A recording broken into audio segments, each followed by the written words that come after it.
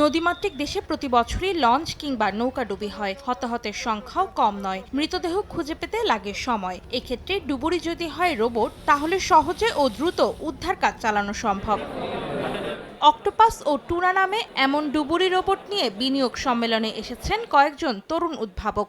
দূর থেকে রোবটগুলো রিমোটের সাহায্যে নিয়ন্ত্রণ করে পানির নিচ থেকে যে কোনো বস্তু খুঁজে পেতে সক্ষম। যেখানে একটা হিউম্যান ডাইভার বা একটা সাধারণ মানুষ দেখা পসিবল হচ্ছে না, সেখানে আমার রোবটগুলো ওই পার্টিকুলার একটা ডেপথে গিয়ে সে ডিফারেন্ট সেন্সর ফিউশন করে ওই এনভায়রনমেন্টের কোনো একটা দুর্ঘটনা ঘটছে, সাপোজ একটা লঞ্চ ডুবে হচ্ছে, কোথায় লঞ্চ ডুবে হচ্ছে, কোনো একটা মানুষ যে ডুবে আছে, আমরা ওই লোকেশনগুলো আইডেন্টিফাই করে দিতে পারছি। বিনিয়োগ সম্মেলনের প্রথম দিনে স্টার্টআপ প্রদর্শনীর আরেক আকর্ষণ ছিল ইলেকট্রিক গাড়ি পালকি। বাংলাদেশে তৈরি প্রথম এই যান্ত্রিক গাড়িতে থাকছে নানা ধরনের উন্নত ফিচার। তবে আরও উন্নত করার পরামর্শ এসেছে বিনিয়োগকারীদের থেকে।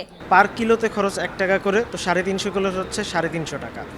আর এটার হচ্ছে ফাস্ট চার্জিং, এটা 45 মিনিটে ফুল চার্জ হতে পারবে চার্জিং স্টেশনে।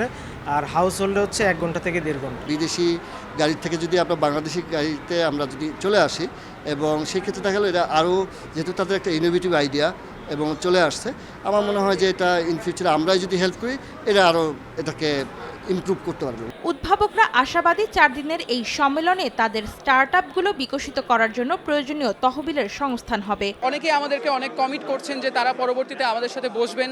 তারা হয়তো এই মিটিংয়ের ফলো থ্রুতে আমরা আমাদের পরবর্তী $1 মিলিয়ন চেক এখান থেকে পেয়ে যেতে পারি। ইয়াং বিজনেস যারা আছে তাদেরকে হচ্ছে আমরা ফান্ডিং দিয়ে থাকি, গ্র্যান্ড ফান্ডিং। যেহেতু আমরা গ্লোবালি কাজ করছি এবং আমাদের টার্গেট অডিয়েন্সও গ্লোবাল, সো আমরা মেইনলি এখানে আসার উদ্দেশ্য ছিল যে নেটওয়ার্কিং মেইনলি এবং অপরচুনিটিস ডিফারেন্ট ইনভেস্টরদের সাথে দেখা করার। তারা বলছেন যথেষ্ট বিনিয়োগ পেলে বিশ্ব অঙ্গনে নিজেদের সক্ষমতা তুলে ধরা আরও সহজ হবে।